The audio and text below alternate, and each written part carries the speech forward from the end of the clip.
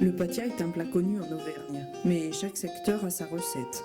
Dans le Forez, le patia se faisait surtout dans les jasseries, ces fermes où les femmes, les enfants et les bêtes montent en estive à la belle saison. L'humble pomme de terre de variété bleu d'Auvergne Kerponguet se voit transformée par la main experte de Madame Odette Denis.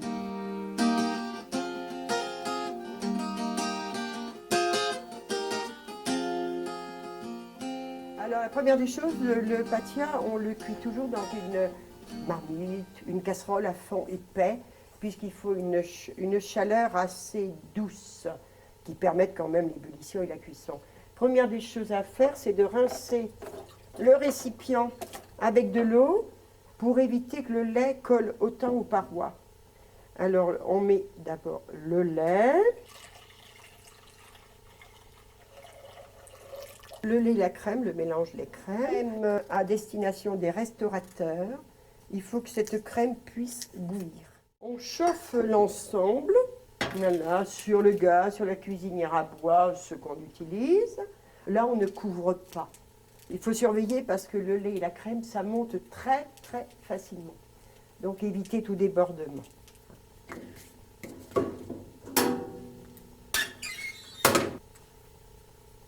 Le nom de patia, ça vient d'où?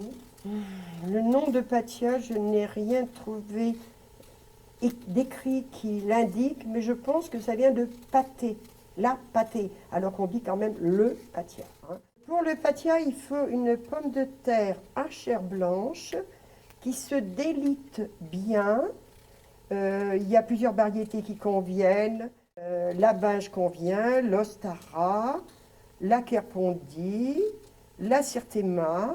Il y avait l'abondance avant, il y a très longtemps, c'était des vieilles variétés de pommes de terre. Là, ce sont des pommes de terre bleu d'Auvergne à la robe rouge violacée. Il y en a une autre aussi qui est aussi une très vieille variété, c'est l'Institut de Beauvais. Puis l'Institut de Beauvais, elle a la particularité d'avoir plein de repousses. Alors la condition d'avoir un patia blanc, parce que le patia des jasseries est aussi appelé patia blanc, c'est vraiment de bien enlever tous les germes, toutes les petites cavités, il faut bien les nettoyer. Il faut un épluchage parfait et un lavage aussi, qu'on ait un produit blanc, un résultat sans tache. Celle qui cuit le plus vite, c'est la bleue d'Auvergne.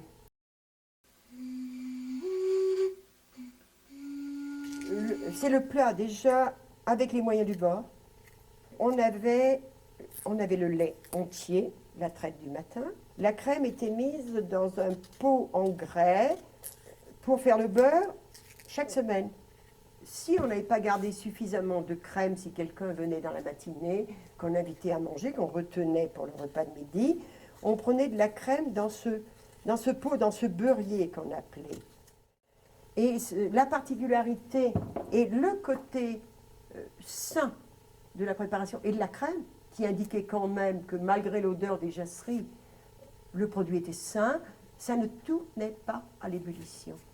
Et si on veut faire du patia avec de la crème de mauvaise qualité, on peut parler d'ensilage maintenant, on peut le dire ou ne pas le dire, eh bien, ça sent très mauvais et la préparation tourne.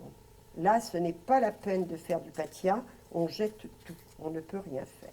C'est vraiment très mauvais. Bon, vous en ferez ce que vous voulez. On compte 2 pommes de terre par personne, vous voyez, de taille respectable. Hein, et on compte pour 10, 11 personnes 1 litre de lait et la moitié de crème liquide, de bonne qualité.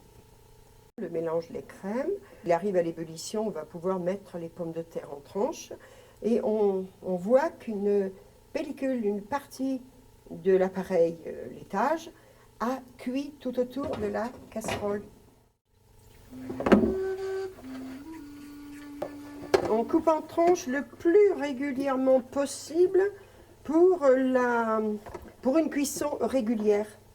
J'ai entendu parler d'un patia fait avec du petit lait. On en mettait très peu. C'était le patia dit de batte. puisque lorsqu'on faisait la fourme tous les jours, on gardait le petit lait à destination des cochons.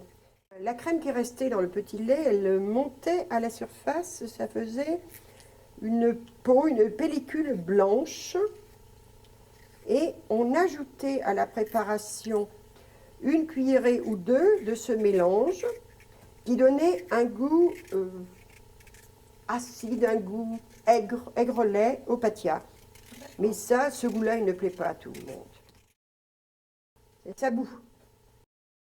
Cette préparation-là déborde très très vite. Il faut surveiller la cuisson sérieusement. De près. Oui. Tout ça, les pommes de terre vont descendre en cuisson. La quantité de laitage doit aller à peu près. Sûr, ce n'est jamais parfait, ni pesé, ni mesuré. C'est environ. Ça va y être, hein? Je vais aller rechercher du bois. Il va bouillir. On rectifiera l'assaisonnement, le salage plus tard, puisque le produit, l'appareil, on va dire, réduit, on ne va pas mettre beaucoup de sel. Oh là, je ne vais même pas mettre, nous sommes 5, je vais mettre une demi-cuillère à soupe à peu près. Hein. Vous aviez une ferme auberge, c'était une de vos spécialités, le patia?